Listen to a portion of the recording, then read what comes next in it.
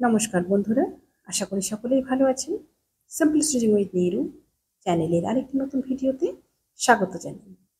আজকে আপনাদের সঙ্গে শেয়ার করব প্যান্ট সিস্টেম প্লাজো প্যান্টের কাটিং। প্লাজো প্যান্ট অনেক ধরনের হয়। আজকে একটি সুন্দর প্যান্টের কাটিং দেখাবো। সম্পূর্ণটাই কিন্তু সূত্রের মাধ্যমে দেখাবো। এই সূত্রের মাধ্যমে আপনারা কিন্তু যে কোনো সাইজের প্লাজো প্যান্ট কাটিং করে নিতে পারবেন। মাপটা সম্পূর্ণটা আমি স্ক্রিনে দিয়ে দিয়েছি। এই প্যান্টের ক্ষেত্রে কিন্তু আমার এই 4টে মাপই লাগবে। এই 4টে মাপ দিয়ে কিন্তু সম্পূর্ণ প্যান্টটা সুন্দরভাবে কাটিং হয়ে যাবে। সবার প্রথম কাপড়টিকে দুভাজে ভাঁজ দিয়ে নিব। ভাঁজ দিকটা আমার উল্টো দিকে রয়েছে, খোলা সাইডটা আমার দিকে রয়েছে। এটা কিন্তু খোলা দিক থেকে কাটিং করব। প্রথমে নিয়ে নিব বেল্টের জন্য উপরে 2.5 ইঞ্চি। 2.5 ইঞ্চি নিয়ে একটা মার্কিং করে নেব। ঠিক এভাবে 2.5 ইঞ্চিতে একটা মার্কিং করে নিলাম। মার্কিং করে নিয়ে তারপরে একটা সোজা লাইন টেনে নেব। এখানে কিন্তু এলাস্টিকের চওড়াটার উপর নির্ভর করবে। এলাস্টিকের চওড়াটা যদি একটু কম থাকে, 1 ইঞ্চি থাকে, তাহলে কিন্তু 2 ইঞ্চি নিলেও এখানে হয়ে যাবে। এবার দেখুন এই জায়গাটা কিন্তু কোমরের মাপটা নেব। কোমর কত রয়েছে? কোমর রয়েছে আমার 40 ইঞ্চি। এখানে কিন্তু সূত্রটা ব্যবহার করব। 40 ইঞ্চি কোমরের সাথে 4 ইঞ্চি প্লাস করব। 4 ইঞ্চি প্লাস করলে চলে আসবে আমার 44 ইঞ্চি। এই 44কে এবার 4 দিয়ে ভাগ করব। 44কে 4 দিয়ে ভাগ করলে আসবে আমার 11 ইঞ্চি। 11 ইঞ্চিতে মার্কিং করব।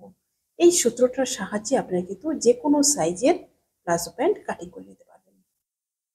ঠিক এভাবে 11 ইঞ্চিতে মার্কিং করে নিলাম। এবার নিয়ে নিব হাইয়ের মাপটা। হাইয়ের মাপটা কিন্তু ঠিকমতো মেপে নিতে হবে। সাধারণত এই সাইজের ক্ষেত্রে 12 থেকে 12.5 ইঞ্চি হাইটে রাখতে হয়। আপনারা যদি আরেকটু লুজ রাখতে চান তাহলে কিন্তু 13 ইঞ্চি পর্যন্ত এখানে রাখতে পারেন। আমি এখানে 12.5 ইঞ্চিতেই মার্কিং করব। 12.5 ইঞ্চি ঠিক এভাবে মার্ক করে নিয়ে সোজা একটা লাইন টেনে নেব।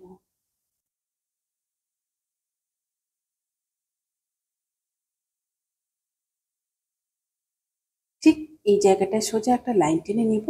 সোজা লাইন টেনে নিয়ে তারপর দেখুন উপরে আমার যতটুকু নিয়েছি 11 ইঞ্চি, এখানেও কিন্তু 11 ইঞ্চি নিয়ে নেব।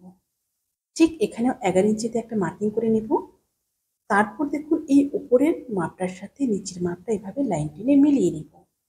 এরপর নেব এই নিচে যে 11 ইঞ্চি নিয়েছি, এখান থেকে 2.5 ইঞ্চিতে কলির জন্য এখানে 2.5 ইঞ্চি নিয়ে নিলাম। তারপর দেখুন এখানে কলির শেপটা দিয়ে নেব।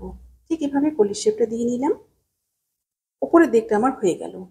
এবার নিয়ে নিব হাঁটুর মাপটা। হাঁটুর মাপটা দেখুন যেখানে আমি হাইটা শেষ করেছি সেই জায়গা থেকে নিয়ে নিব হাঁটুর মাপটা। সেই জায়গা থেকে 10 ইঞ্চি নিচে নিয়ে নিব হাঁটুর মাপটা। 10 ইঞ্চিতে একটা মার্কিং করে নেব। তারপর দেখুন এখানে কিন্তু এখনই হাঁটুর মাপটা নেব না। এখানে সোজা একটা লাইন টেনে নেব। ঠিক এভাবে সোজা লাইন টেনে নিলাম। লাইন টেনে নেওয়ার পর এবার নিয়ে নিব লম্বার মাপটা। আপনাদের যা থাকবে সেই অনুযায়ী আপনারা লম্বাটা নিয়ে নেবেন। আমার এখানে 38 ইঞ্চি রয়েছে। ঠিক এভাবে 38 ইঞ্চি সাথে কিন্তু 2 ইঞ্চি প্লাস করে লম্বার মাপটা নেব।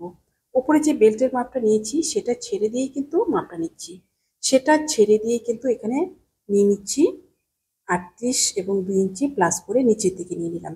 এই 2 ইঞ্চি কিন্তু নিচে ফোল্ড হয়ে যাবে, 38 ইঞ্চিতে কমপ্লিট হবে। এই নিচের মার্কটা যেখানে করলাম সেখানে কিন্তু এভাবে লাইন টেনে নেব। সেখানে লাইন টেনে নিয়ে দেখুন এবার আবার চলে যাব উপরের দিকে। উপরের দিকে দেখুন এই জায়গাটা আমার টোটাল কতটা রয়েছে।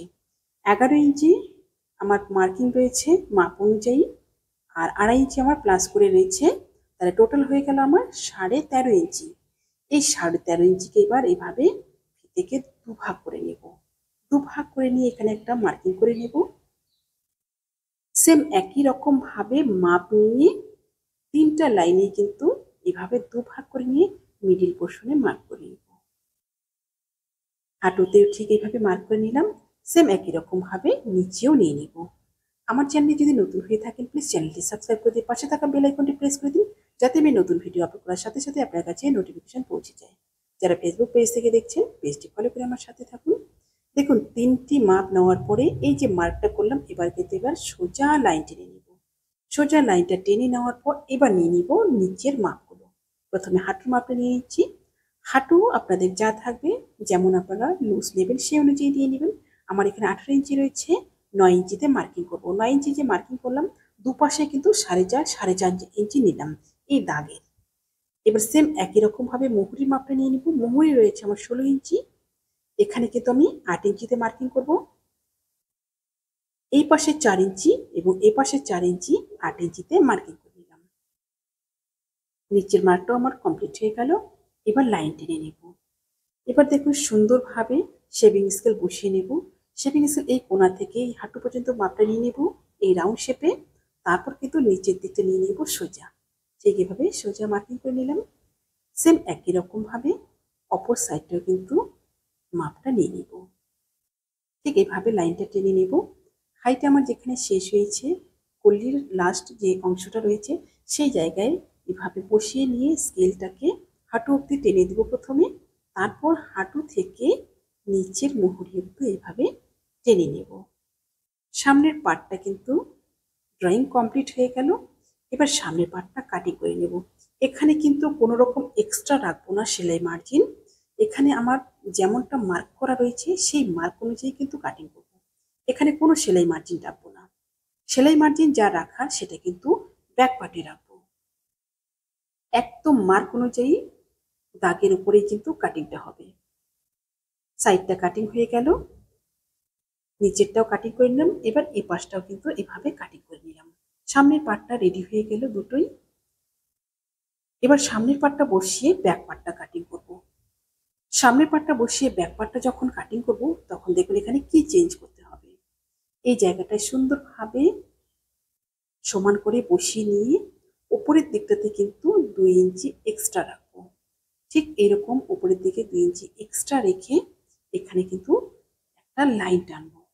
লাইনটা দেখুন, এই যে আমার হাইটা যেখান থেকে শুরু হয়েছে সেই জায়গায় কিন্তু মার্কিং করে নেব। সেই জায়গায় মার্কিং করে নিয়ে দেখুন এখানে 2 ইঞ্চি রয়েছে, 2 ইঞ্চি মার্ক করে নিলাম। এবার দেখুন এই কোণা করে কিন্তু এভাবে একটা লাইন আসবে। এই লাইনটা কিন্তু এরকম তিরছা করে আসবে।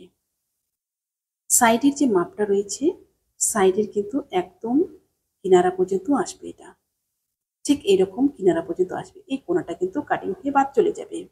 আর এই যে মাঝখানের কোণাটা রয়েছে এটা কিন্তু পেছন পাটে থাকবে।